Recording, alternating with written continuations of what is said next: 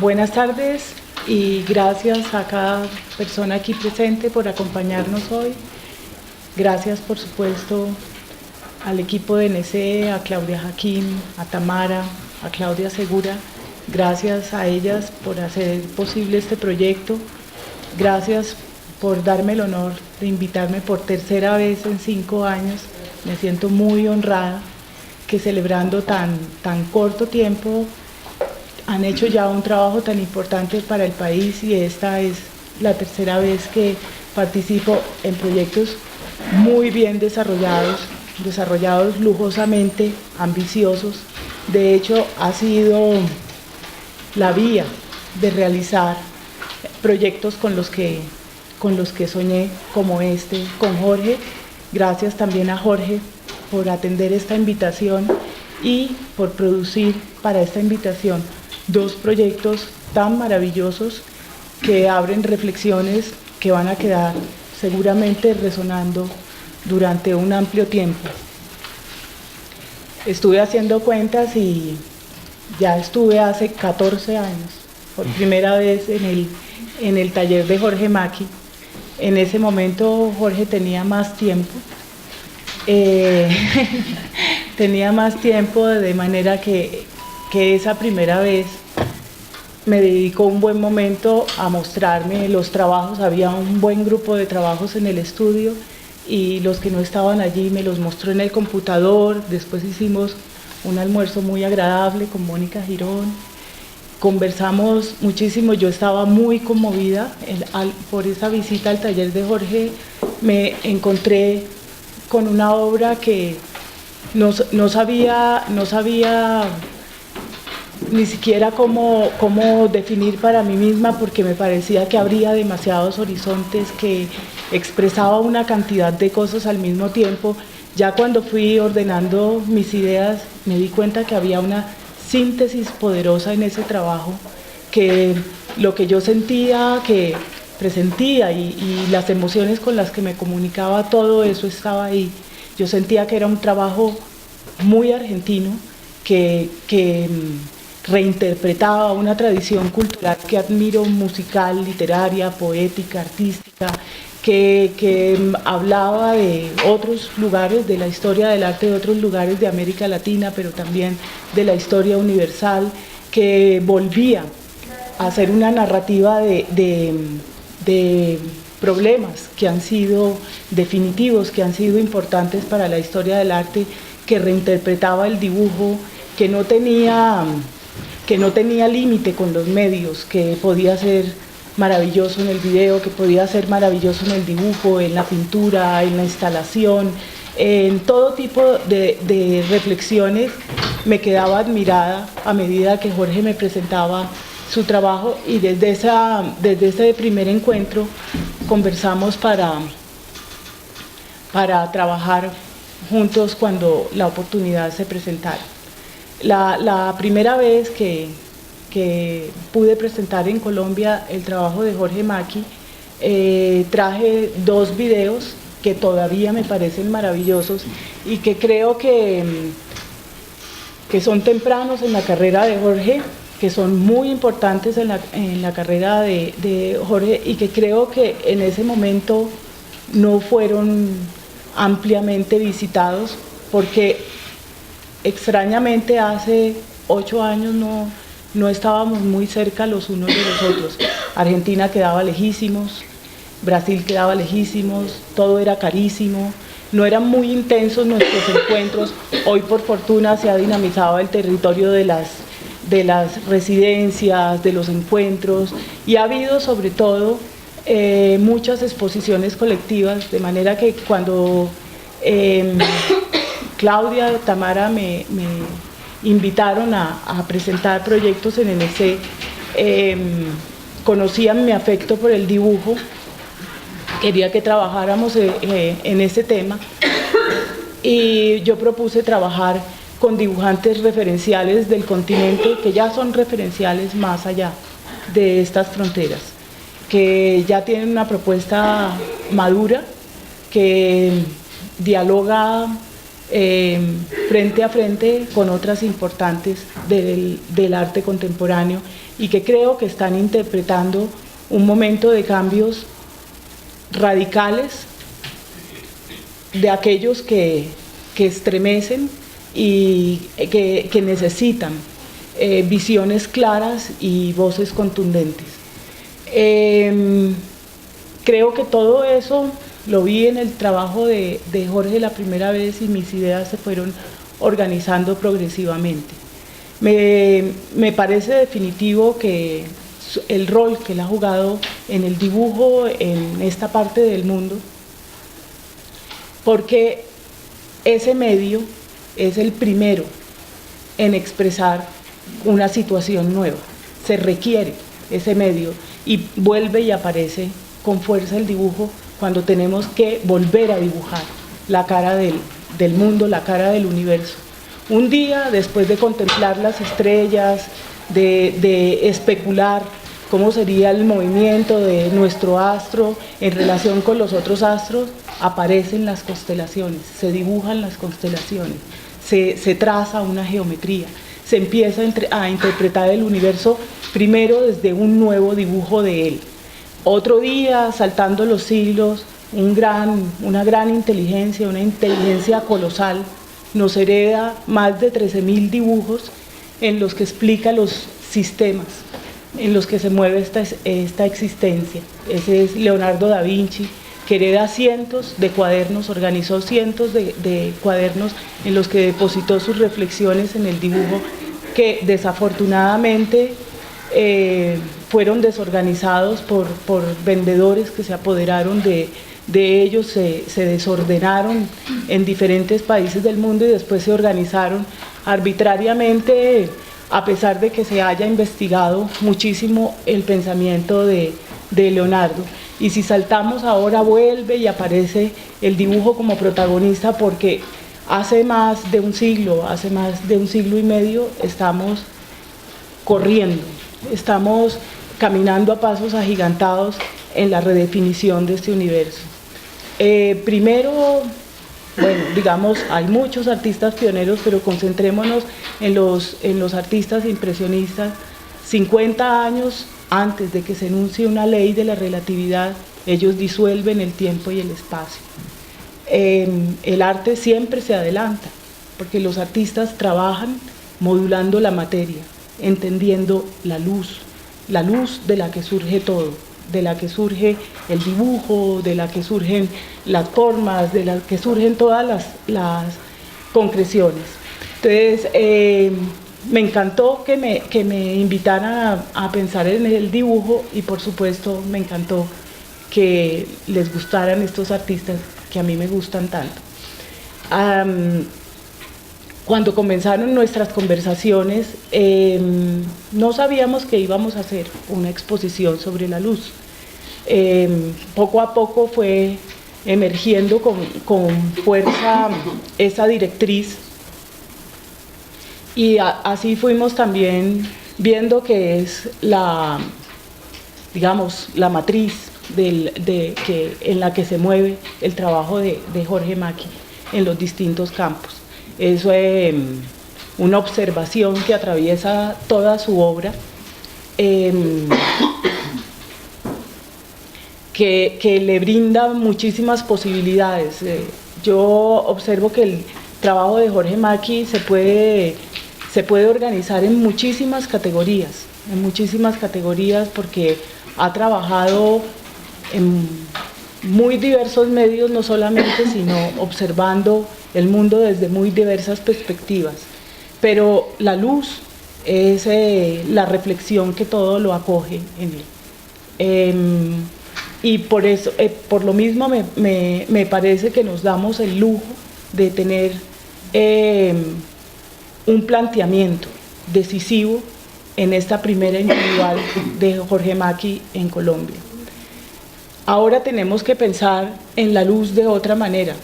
Ha resultado que después de que investigamos, descubrimos, avanzamos y sentimos que conocemos mucho el universo, el 96% resulta ser oscuridad.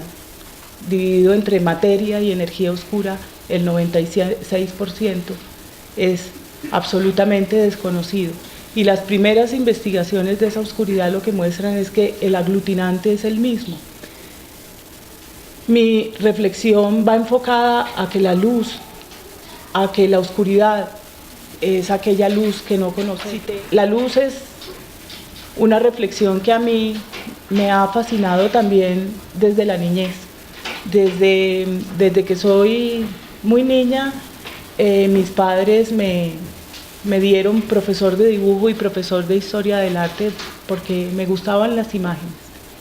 Y me fascinaba eso de entender la luz en el dibujo. Entonces, desde muy niña tenía un ejercicio por las tardes. Me encerraba en una habitación a oscuras para ver en qué momento se producía el clic en que la tarde se convertía en noche. Y todos los días sentía que me había distraído en el momento decisivo y me había perdido el clic. Hasta que un día me di cuenta, eso no existe. Pero pues estaba muy niña y no me lo explicaba bien. Cuando ya tuve edad empecé a leer cuestiones que me ampliaban la visión que tenía y pues obviamente fui entendiendo el mundo de las imágenes y la historia del arte desde otros territorios. Me fascinó también cuando por primera vez oí una práctica de la cultura Kogi en el norte de Colombia, cuando nace un niño chamán, pues que los chamanes detectan, este bebé será un chamán, es un futuro chamán. Los chamanes mayores lo apartan del grupo, lo llevan a un lugar oscuro y allí pasa los primeros 9 o 18 años de su vida. Durante esos 9 años solo lo tutelan los chamanes mayores, no tiene contacto con nadie más.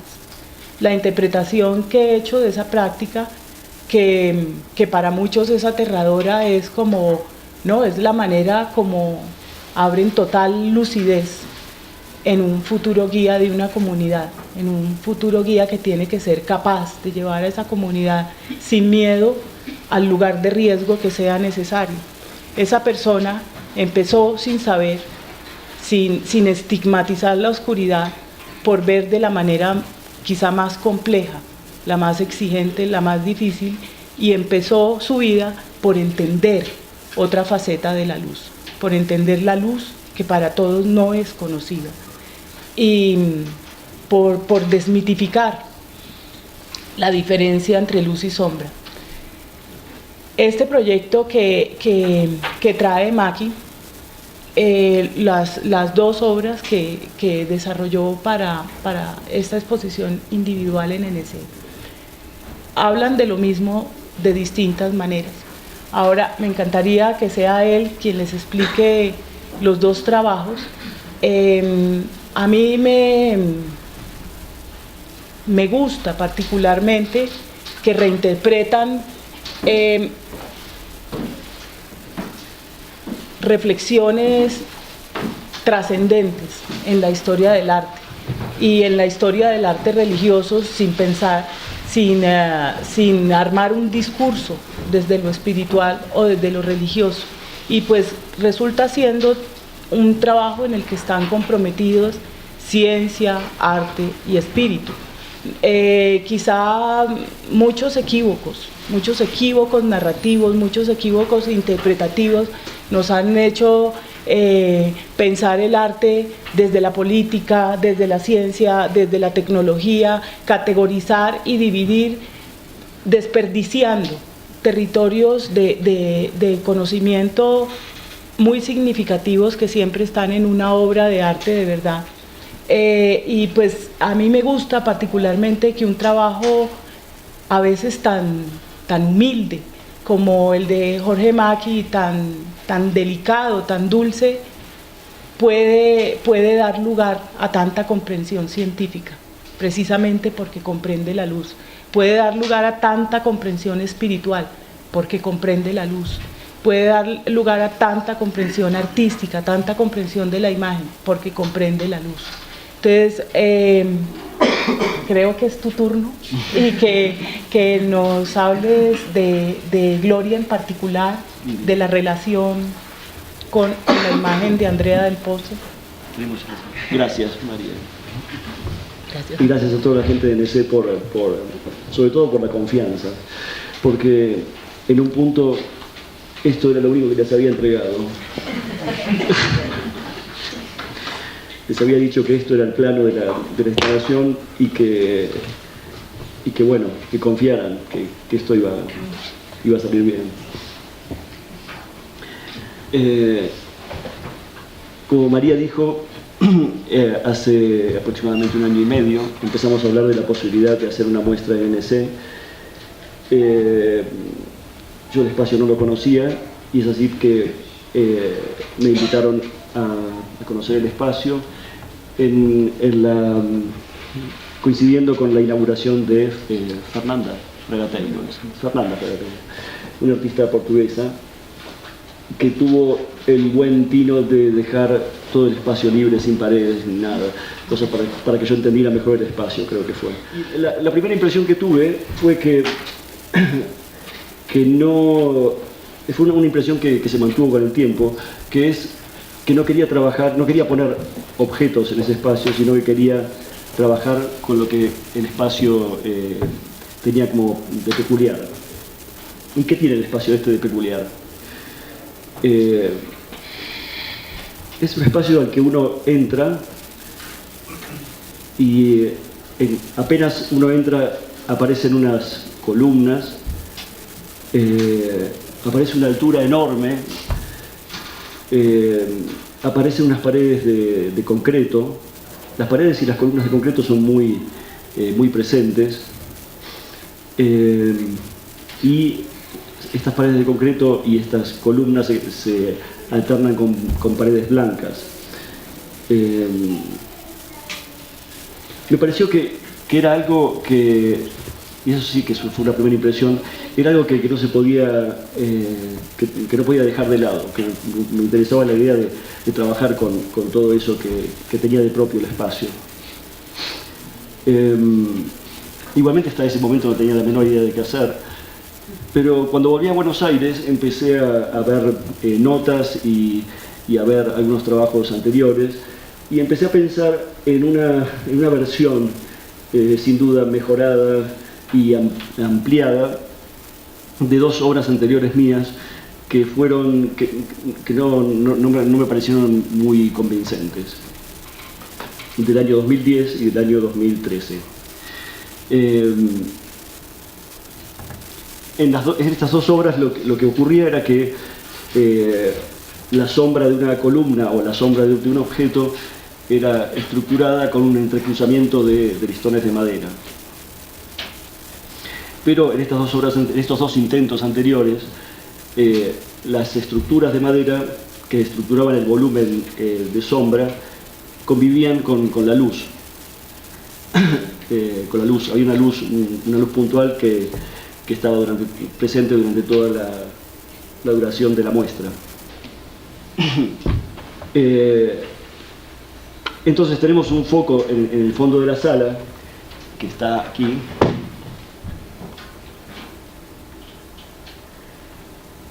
y siempre trabajando con planos del espacio, empecé a proyectar las sombras que producirían cada uno de los elementos arquitectónicos.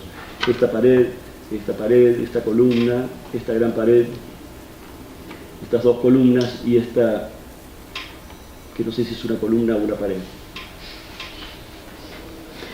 En este proyecto introduje 2 cambios que tienen mucho que ver con el lenguaje absolutamente visual. Uno es el hecho de que las estructuras de madera entrecruzadas se tornan más abigarradas y más densas en la medida que están más cerca del foco luminoso. Por ejemplo, esta estructura que vemos aquí tiene aproximadamente unas 50 columnas, mientras que hacia el fondo, es decir, en la parte más alejada de la luz, la estructura es mucho más rala y mucho más aérea. Y por otro lado, todos los listones que apuntan hacia la luz producen una especie de falsa perspectiva. es un poco como lo que ocurre con las ilustraciones, en donde se intenta dar la idea del efecto de luz, lo que uno diría que es la representación de los rayos de la luz. A mí me gusta pensar que nosotros trabajamos con un lenguaje que es complejo y que quizás lo que hay que hacer es mantenerlo dentro de esa complejidad. Entonces, pensé mucho en esto cuando preparaba el proyecto para NC, y hubo 2 o 3 elementos. Uno ya lo dije, el tema de la concentración de las estructuras en la medida en que están más cerca del foco, o la fuga de los listones que apuntan hacia el foco, como si de alguna manera estuvieran representando los rayos luminosos.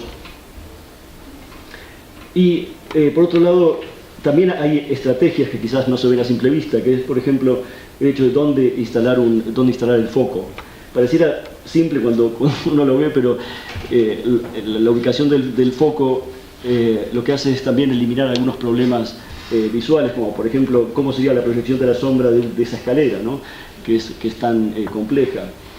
Entonces el foco está ubicado de tal manera que la pared que cubre la escalera ya produce una sombra, y esa escalera queda metida dentro de un entrecruzamiento de listones.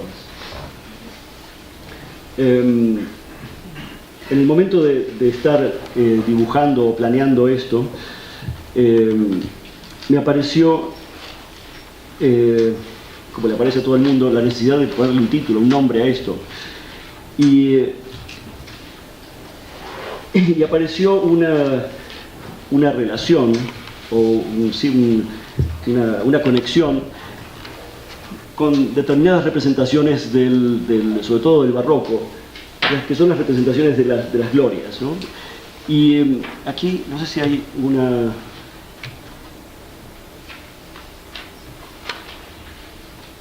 Aquí está. Esta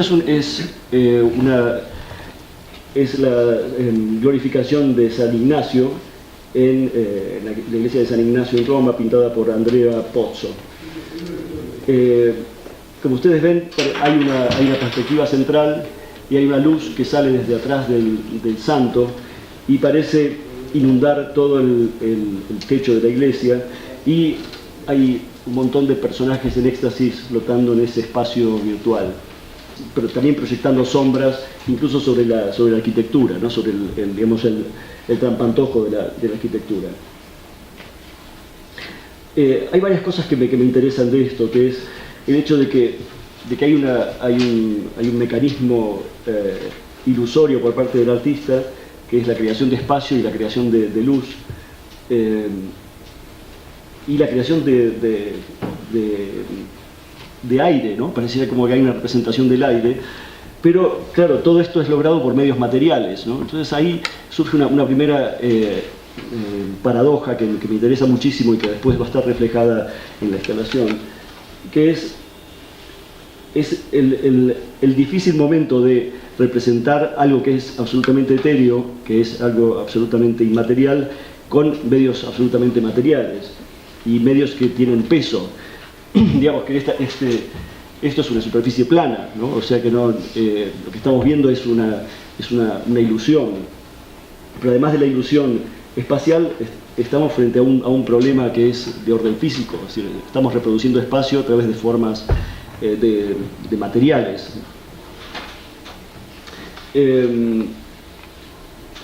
Entonces, finalmente se llamó Gloria esta instalación, que sin duda tiene una connotación religiosa, y de hecho el foco también tiene algo de una cruz ortodoxa,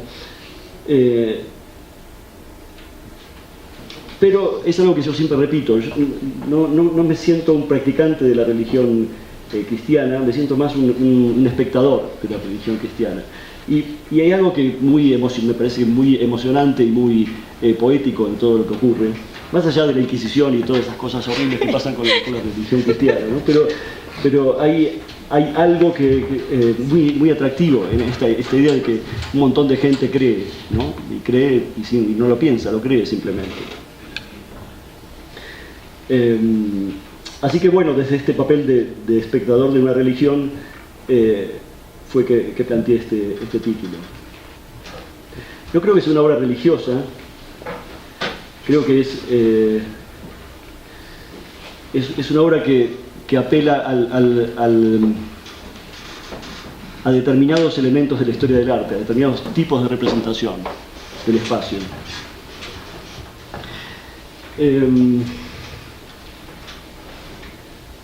¿Qué más puedo decir de esto? Yo creo que en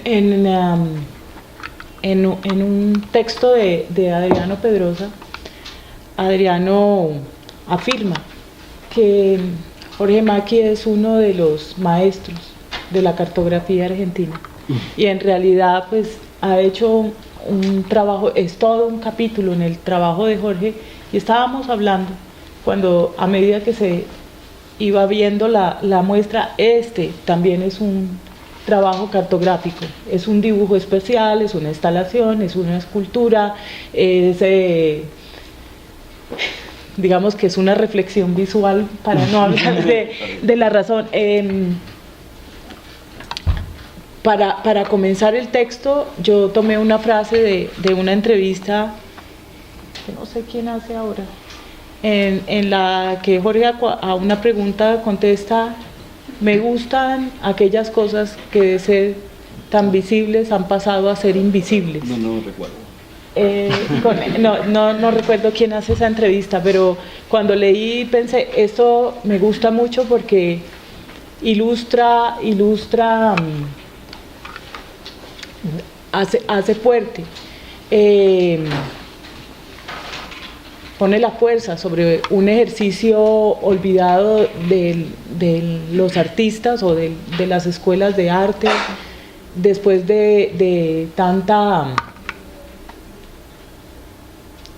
mala interpretación de lo que significa el concepto en el arte.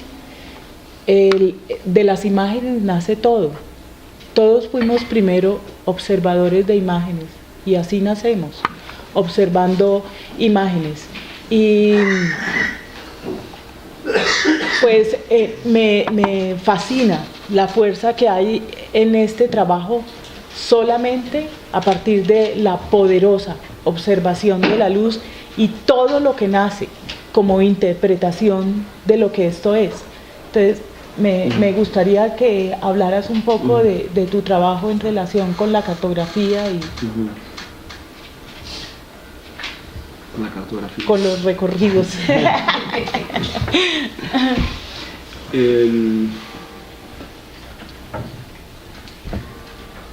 Sí.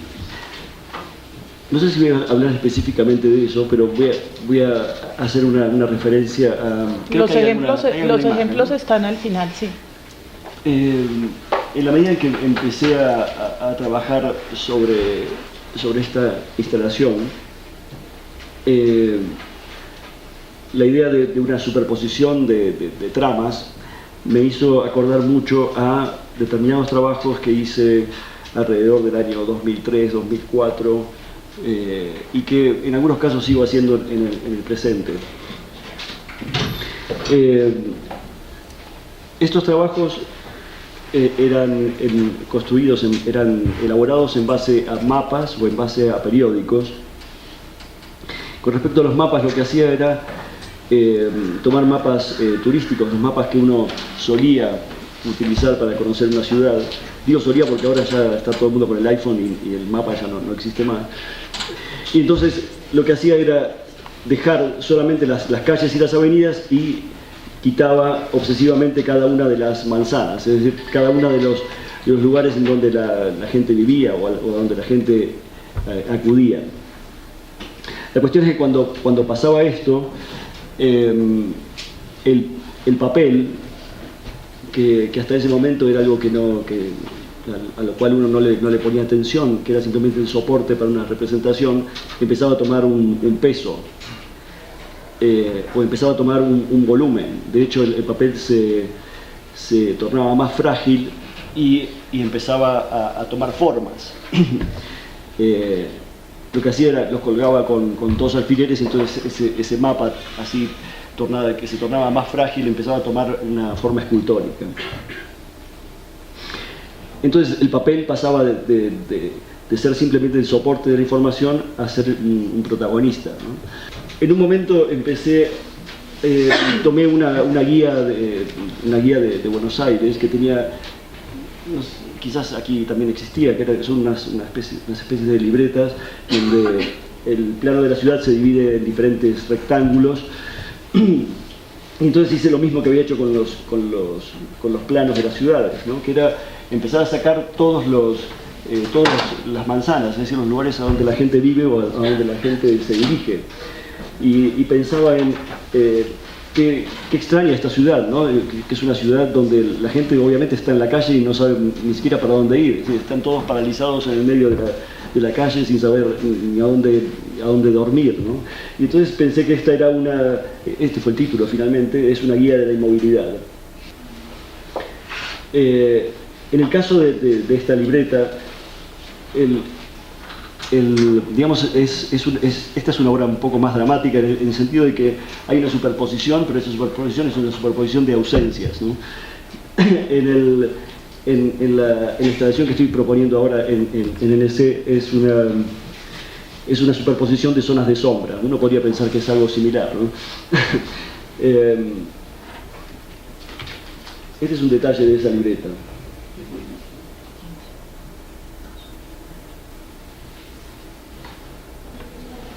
Esta es una pieza que hice especialmente para la muestra de NC,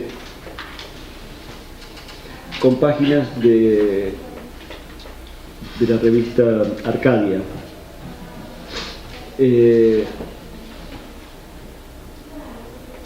Empecé a trabajar con esta idea de dejar solamente los márgenes y eliminar los textos.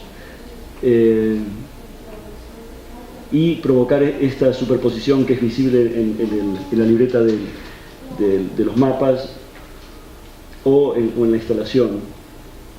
Y apareció esa palabra que de alguna manera se relacionaba mucho con el planteo de la muestra.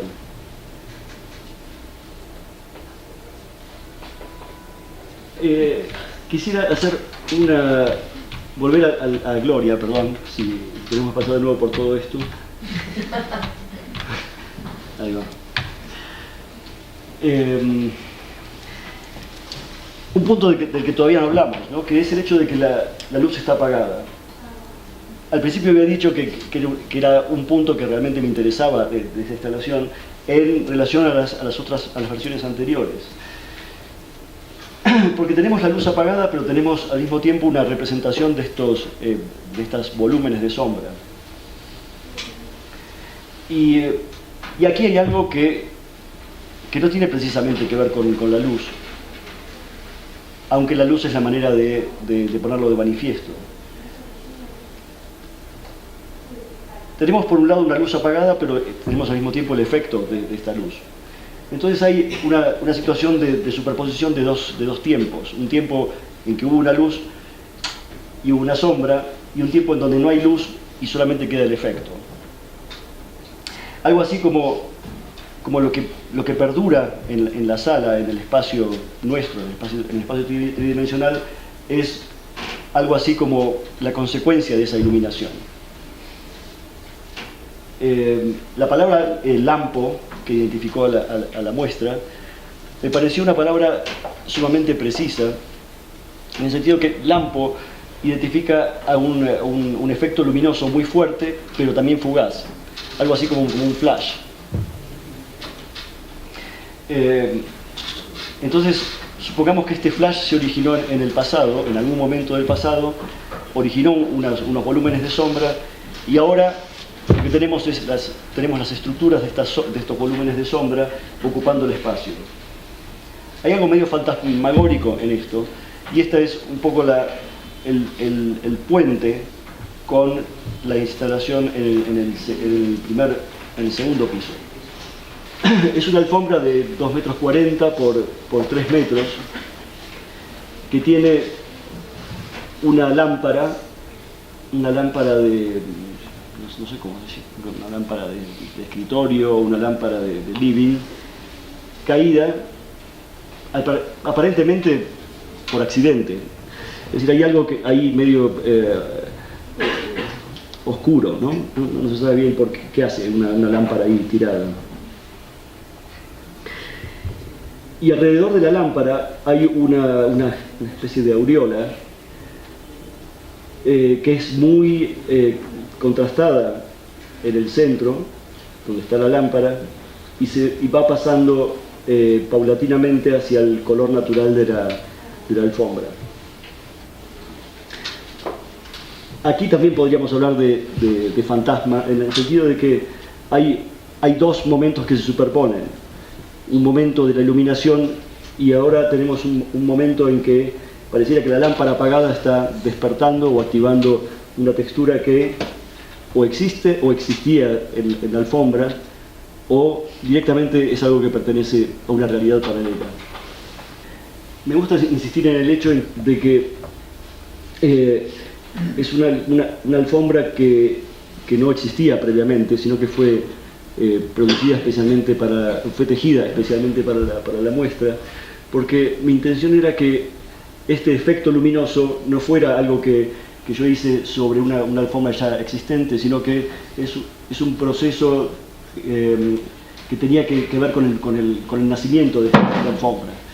Es decir, la aparición de esta mancha tenía que ser orgánica con el nacimiento de la alfombra. Era algo, para mí tenía que ser algo unido absolutamente, es decir, algo que estuviera relacionado íntimamente y específicamente con este objeto. Si alguien quiere preguntar algo, podemos transformarlo en un diálogo esto. Sí. Sí. Yo quisiera preguntarle qué importancia tiene para usted los nombres de las obras. Tiene importancia, tiene mucha importancia. Sobre todo en esta muestra. Estoy contento con los tres títulos, con el título de la muestra en su totalidad, con la palabra lampo, y estoy contento con el nombre de las dos piezas. Lampo es una palabra que ya lo testé, nadie la conoce. Es decir, es una palabra del castellano que nadie conoce. Es decir, cuando la encontré, yo tampoco la conocía.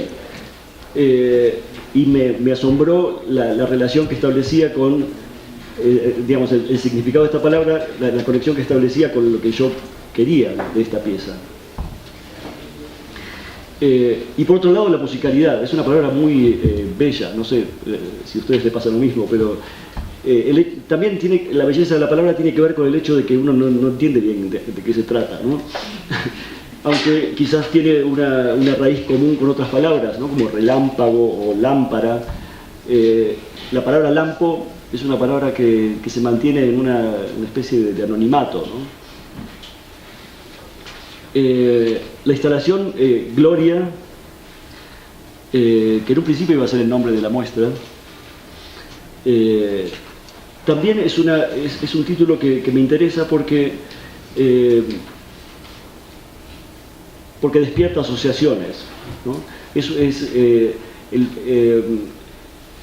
Si uno piensa en Gloria, piensa por lo menos en mi caso, piensa en esas representaciones barrocas, en esa exaltación del espíritu, ¿no? Y al mismo tiempo es toda una estructura, una instalación hecha con maderas, con tornillos, es decir, donde la materialidad está siempre en primer plano. Y la gloria es como lo etéreo, lo que no tiene sustancia. Esa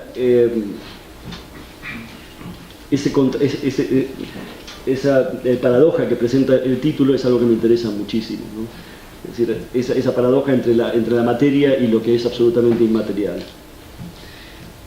Y por otro lado, esta pieza es una pieza que se llama Homesick Home, que es una especie de juego de palabras, ¿no? No una especie, es un juego de palabras. Homesick en inglés es cuando uno se va de viaje y extraña, ¿no? Extraña su casa, extraña sus... Nostalgia. ¿Cómo? Nostalgia. ¿Cómo se dice? Nostalgia. Ah, nostalgia. Sí, algo así como nostalgia. Pero, claro, esto es algo que las personas sienten, pero el título pone de manifiesto que el que está extrañando es la propia casa, el que está extrañándose a sí misma, pareciera. Además de ser de tener una musicalidad similar al Home Sweet Home, tan conocido. Entonces, me parece que son títulos que abren, ¿no? Abren en lugar de cerrar. Que a mí me parece que el título debe hacer eso, ¿no? Es decir, los títulos lo que tienen que identificar al trabajo, a la obra, pero al mismo tiempo abrir posibilidades. ¿Le contesté con esto? Sí, quería decirte que aquí en Colombia se usa lampo de luz. ¿Lampo de luz se usa? Se usa. O se usaba, pues. Lampo de luz, qué bien. Un rayo, ¿Cómo? un rayo de luz. Y es un rayo de luz, ¿no? Una especie de relámpago. Bien. Yo creo que puedes mirar las relaciones ya de esta obra con Hotel, con otras anteriores. Sí. Esta pieza se llama Horizonte y esa pared que ustedes ven de fondo mide aproximadamente 4 metros y hay 2 lámparas de escritorio iluminando hacia el centro de la habitación. Se percibe una línea muy tenue que pareciera comunicar las 2 lámparas, pero en la medida que uno se acerca a esa línea se da cuenta de que esta línea está formada por clavos que están clavados a la pared y la línea que uno percibe es simplemente una línea de sombra. Lo que hacía era colocar un clavo y después colocar el siguiente donde terminaba la sombra del primero y así sucesivamente hasta llegar más o menos al centro de la pared, donde el trabajo que hacía con la otra lámpara se superponía y entonces ya quedaba armada la línea de sombra. Hay varias cosas que me gustan de este trabajo, que es el hecho de que la línea de horizonte es algo que no existe en realidad, es algo que es una especie de límite que es más que nada, podríamos decir, cultural casi. A mí me gusta pensar en esa palabra que usan los ingleses para el punto de fuga, ¿no? Que es el punto de desvanecimiento, ¿no? Que es el punto en donde todo desaparece. En este caso pareciera que la línea de horizonte también desaparece, ¿no? Es algo simplemente, es como una especie de efecto óptico. Y por otro lado me gusta la idea de que es una línea que está clavada a la pared, al mismo tiempo producida por esos clavos, ¿no? Está como sostenida la pared por esos clavos.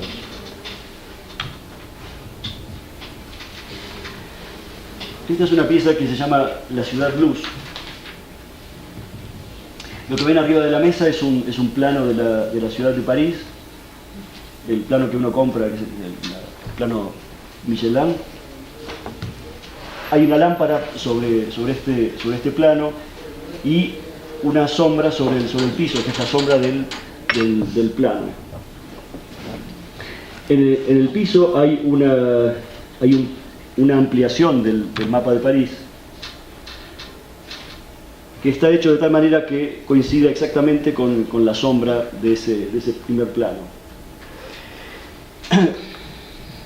El plano que está en el piso es simplemente una ampliación del plano, salvo por un detalle,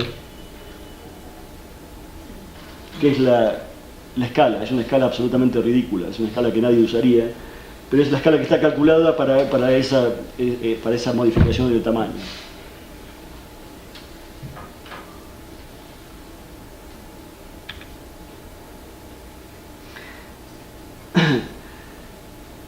Es decir, ustedes están viendo un conjunto de obras que está relacionado con la luz y con las sombras, pero me parece importante decir en este momento que no es algo que unifique todo mi trabajo, sino que lo que hice fue traer imágenes que están relacionadas con las obras que están en NC. Por ejemplo, hay una serie enorme de acuarelas que hice durante años, Y traje esta, que me parece muy relacionada con la muestra, que se llama Match. Y es una especie de lucha entre un fósforo nuevo y un fósforo ya usado, que coincide absolutamente con la sombra del primero. Aquí también ya hay de una manera muy intuitiva este deseo de materializar la forma, es decir, materializar la sombra.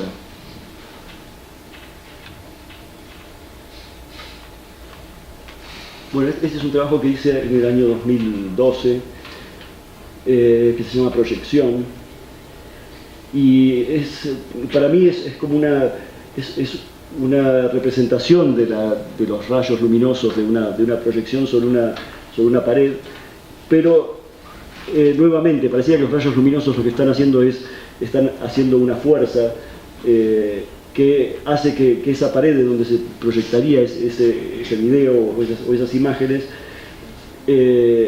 esos cables, lo que están haciendo es mantener a la pantalla en una posición oblicua, bastante inestable.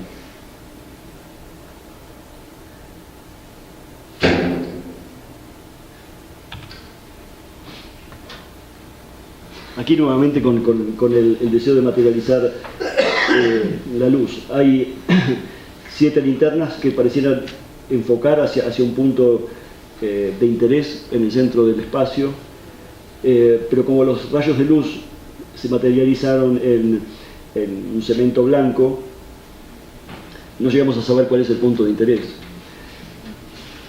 Hay algo que me interesa mucho en esta pieza, que es una de las más escultóricas que hice nunca, que es lo que ocurre con la dirección de la luz. Pareciera estar enfocando hacia un punto en el medio del espacio, pero la forma final es la forma de una estrella. Entonces pareciera que hay una circulación hacia un punto y de ese punto pareciera estallar hacia diferentes lados.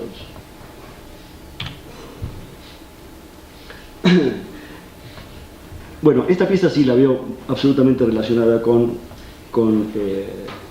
Gloria. Se llama Still Song y fue mi propuesta para la Bienal de Venecia del año 2005 para la muestra internacional.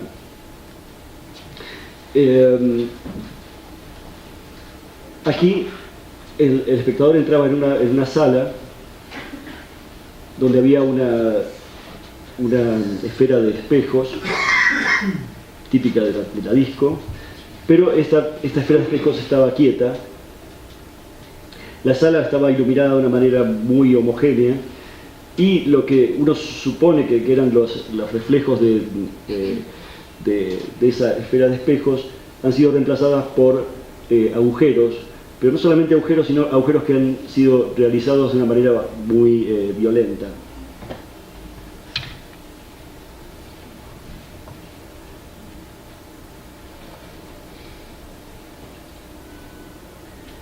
Me interesa establecer una relación entre esta pieza y las dos piezas que están en ese ahora, porque las 3 piezas tienen algo que pareciera ser un accidente o un evento en un determinado instante. Ese instante se paralizó o dejó de existir y lo que estamos en presencia es de las consecuencias o de ese pequeño accidente. En Still Song, que es el nombre de esta pieza, parecía que algo que la música cesó, que la rotación terminó y que justamente esa parálisis lo que provocó fue una especie de estallido. Y los rayos luminosos que simplemente eran como un acompañamiento para la música se transformaron en armas letales.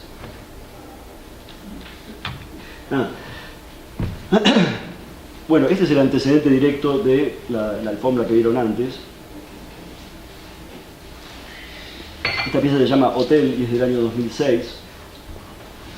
Y se basa en una percepción en un determinado momento en una casa donde estaba todo muy oscuro y había una lámpara adosada a una pared y la lámpara prendida, dejaba ver un poco de la textura de la pared y digamos, esa textura iba desapareciendo lentamente hacia una zona de oscuridad. En el caso del hotel, la zona de pared que rodea a esa lámpara parecía estar activada por esa lámpara apagada, y el efecto de luz que provocaría sobre esa pared está de alguna manera invertido, ¿no? Porque no pasamos hacia una zona de oscuridad, sino que pasamos hacia una zona del blanco de la sala. A mí me gusta pensar en esta pieza como realmente como un fantasma, como un efecto luminoso o una presencia que aparece en un momento que no es su momento, en un tiempo que no es su tiempo, y en un lugar que no es su lugar. Por ejemplo, en una sala de un museo, en una sala iluminada de una manera homogénea, con paredes blanquísimas y sin ningún otro rastro de ese aparente barroquismo, tanto de los módulos que conforman esa textura como de las pretensiones de esa lámpara. Sumé unos videos a la presentación porque un tema que no podemos dejar de tratar, se nos acabó el tiempo, ¿no? Un tema que no podemos dejar de tratar es la relación de Jorge Macchi con la música. Todo el trabajo de Jorge Macchi resulta siendo un trabajo musical, además de poético, un trabajo musical. Incluí aquí las dos primeras obras de Jorge que se presentaron en Colombia, que fueron La Flecha de Zenón y Caja de Música. Yo tengo la intuición de que tan importante como fue para el siglo que acaba de pasar la palabra relatividad, será para este siglo la palabra integridad o integralidad. Cuando comencé el texto, como me acordaba que Borges se autocitaba cuando tenía problemas expresivos, como ¿por dónde voy a agarrar? Se autocitaba diciendo, para hablar sobre la luna hay una palabra, luna. Y pensaba yo, ¿por dónde voy a coger aquí? Hay tantas vías de entrada. Pensé, es que este es como un equivalente visual poético de la ecuación de la teoría del todo. Un gesto breve, elegante, que nos remite a la complejidad del universo. Y creo que el sonido es muy importante pensar en equivalencias cuando se observa el trabajo de Jorge Macchi.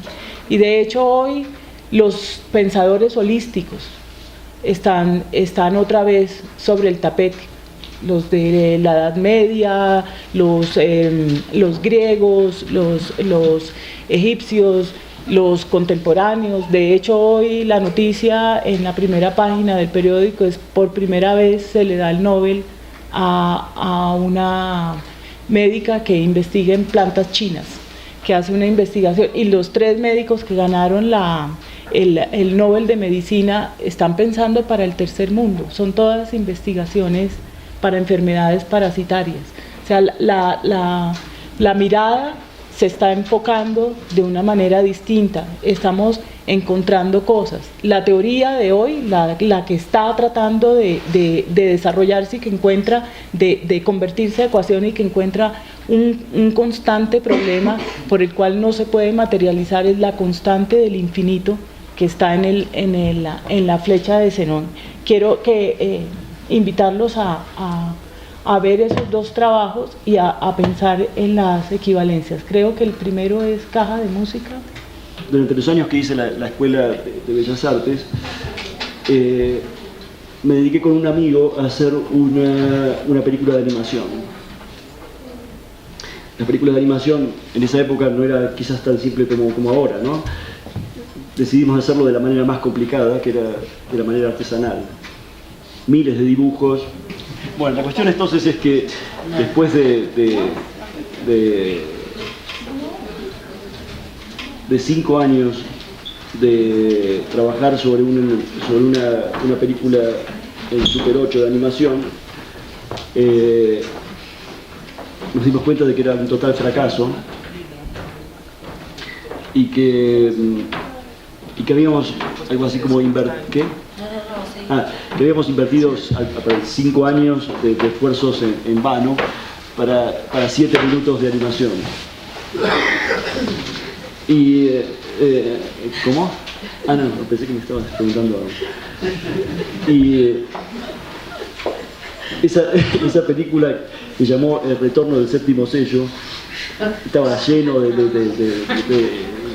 citas y bueno y de pretensiones intelectuales. La cuestión es que nos quedamos tan tristes después de eso que quisimos de alguna manera atentar contra el cine.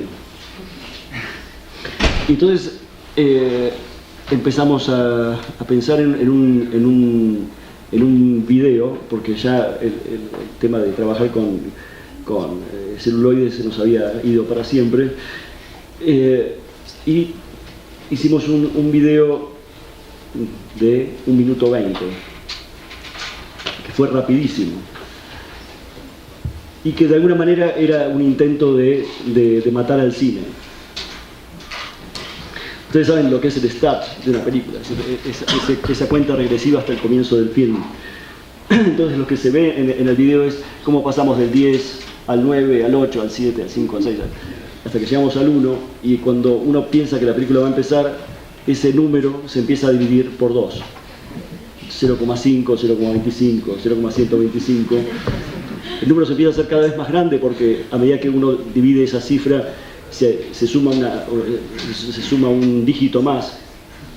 Entonces, para que entre en la estructura, en el círculo, los números se tienen que hacer cada vez más pequeños, hasta que desaparecen en la estructura de líneas del start.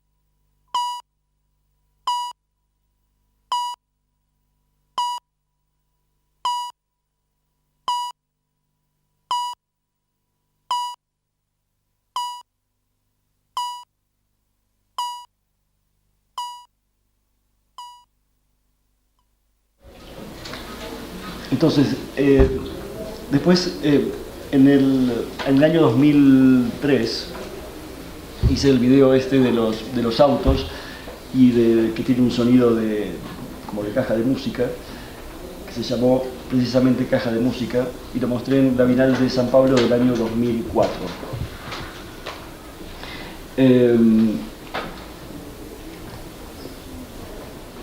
Este video es extremadamente simple. Lo que hice fue hacer una toma desde un puente de los autos que pasaban por una avenida en Buenos Aires.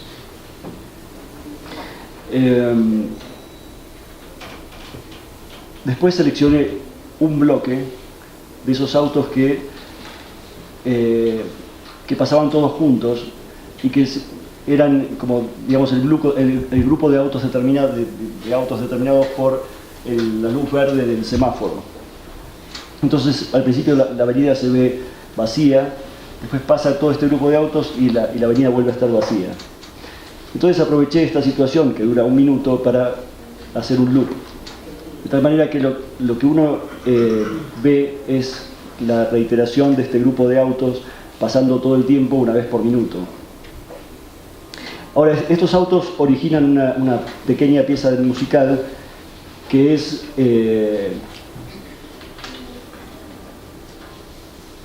una pieza que está estructurada sobre el azar. Y esto es que cada auto que entra por el borde superior de la pantalla produce un sonido. Y este sonido está determinado por la posición a izquierda o a derecha de su aparición. Lo que hice fue tomar las 5 líneas que determinan los carriles de esa avenida y los tomé como si fueran directamente un pentagrama. Entonces los autos que aparecen sobre la izquierda son los sonidos más graves y los autos que aparecen sobre la derecha son los que originan los sonidos más agudos. Y el ritmo de aparición es el ritmo en que los sonidos van apareciendo. El mecanismo es bastante similar al de una caja de música de cilindro, es decir, esos cilindros que tienen como pequeñas protuberancias y que activan las lengüetas de metal de una caja de música.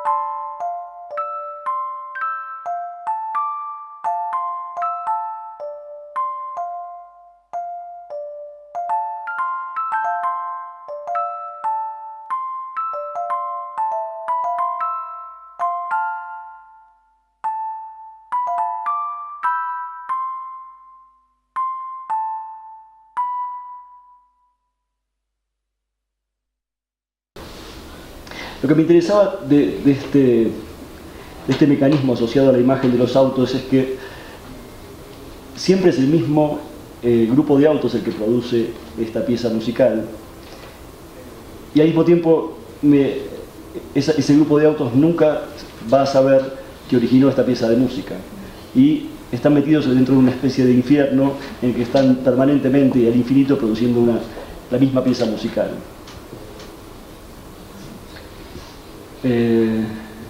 Hay un detalle bastante jocoso con respecto a este video, que una vez lo mostré en Buenos Aires y vino el embajador de Inglaterra y se puso delante del video y se empezaba a morir de risa.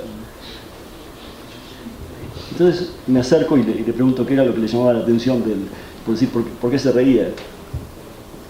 Es que ustedes los argentinos manejan tan mal.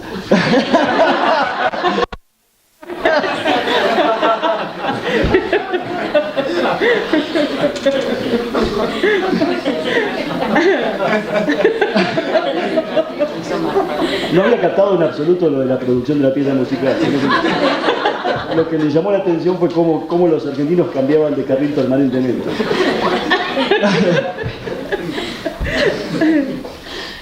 Bueno, ¿y de qué hablamos ahora? No, yo incluí dos videos más. Otra colaboración con Edgardo Rudnitsky. Este video es colaborativo con Edgardo Rudnitsky, con quien Jorge ha desarrollado proyectos que incluyen la música que son muy afortunados, que a mí me conmueven particularmente, y incluí el proyecto que produjeron para la Bienal de New Orleans. El nombre